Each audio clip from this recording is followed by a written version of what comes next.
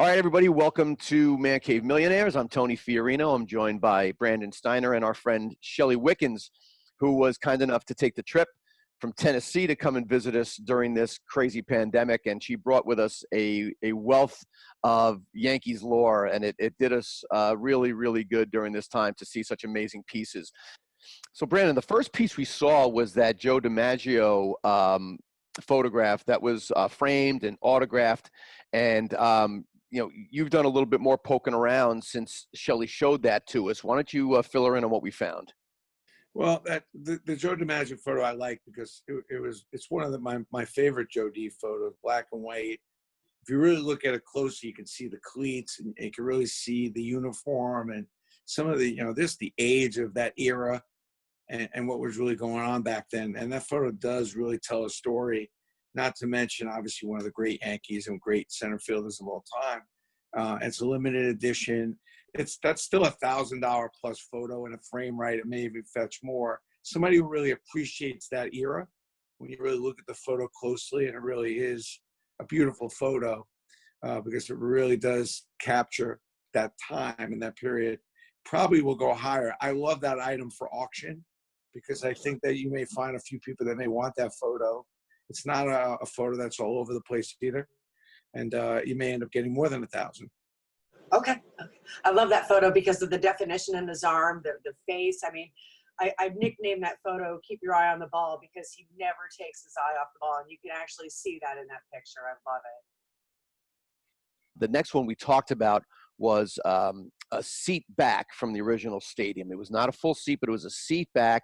It was seat number 2. And so aptly, Shelley has 4 different shots of Derek Jeter on the seat back. Again, we've had about a week or so past since we first saw this item, Brandon. What's going through your mind in terms of those particular photos that are on the seat, the fact that it's a back? Let's talk about that one a bit. I didn't need a week to go over that item. I lived that item. And frankly, when we first came up with that idea, I was so deep into seat backs. One of the things we did tributes to players according to their number.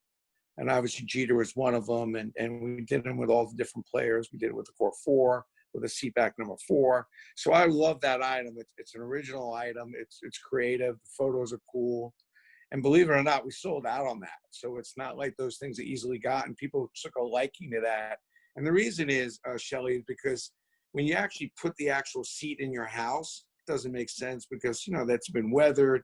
There's some gum on there. I mean, they are the real stadium seats that in many cases were out in the stadium for 10, 15, 20, 30 years. So the seat back is something that, and if you saw the case, we had that case specially made for the seat back. It's a nice thing to remember the old stadium, remember one of your favorite players, which obviously Derek Jeter, it fits the bill. So that will easily sell. I know there's demand. People ask me about those seat backs with the photos in a case all the time because it's a nice complete product. And, that's going to go for anywhere between $500 plus. Wow. Depending if you find a really good Yankee fan. I think probably at the time you bought that for a couple $100 probably. Maybe even a little less, but $150 to $200 what we were selling those for. And you probably should double your money on that. The third piece that we saw from you was a very impressive looking, very large print of Babe Ruth and Lou Gehrig and what appeared to be autographs. And there was some question when we first took a look at that. And Brandon, again, I know it didn't take you very long, but we've gone through a little more scrutiny on this piece. What do we come back with on that large Gehrig Ruth print? Well, I like, I'm a big photo guy, and I love that photo.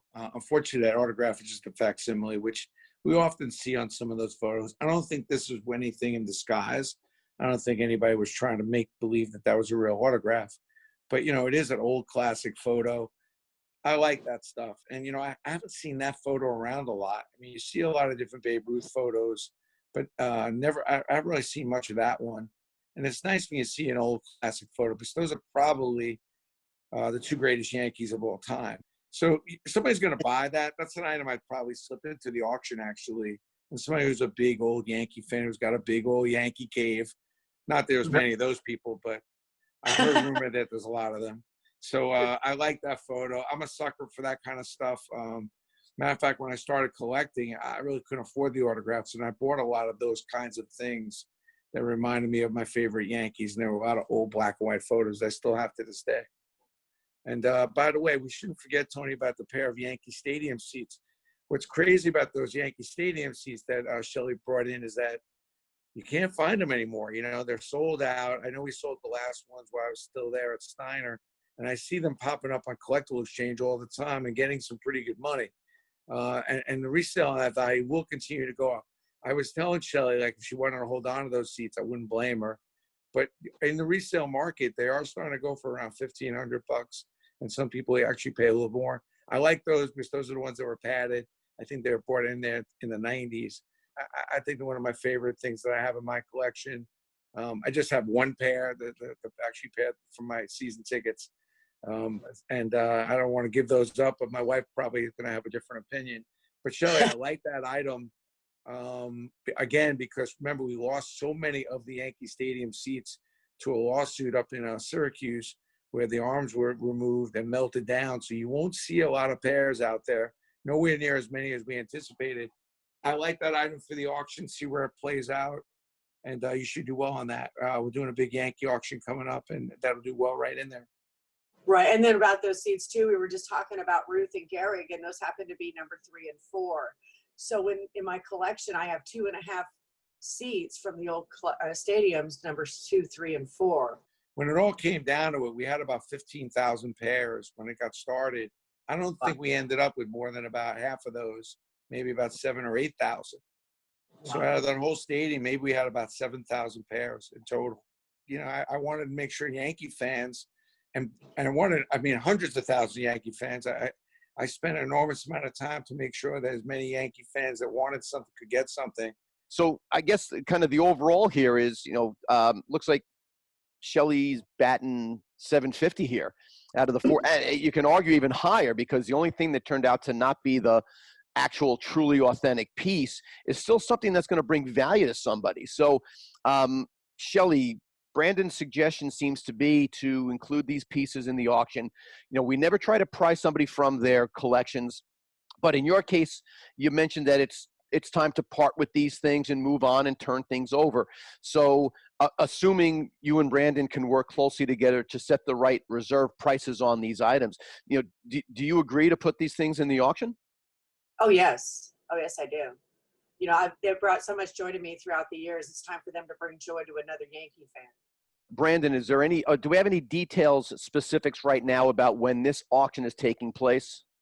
Yeah, this auction is going to take place right at the last few days of July, and it'll go on for a few weeks.